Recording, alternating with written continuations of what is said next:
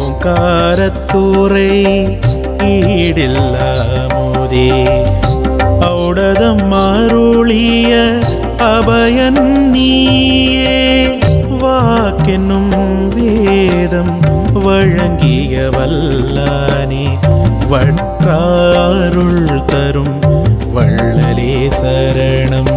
What is Amma's remedy for headache, cold and sneezing? Boil chaste tree or notchy leaves, eucalyptus leaves, and holy basil or tulsi leaves in water and inhale the steam.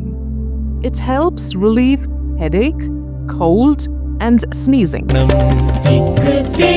பிள்ளைகள் எமக்கு திருவடி நிழத்தரும் கற்பக தருவே இளகிய வெண்ணையில் அகப்பட்ட ஈ போல் ஈர்த்தமை அழைத்தாய் பங்காரு தாயே.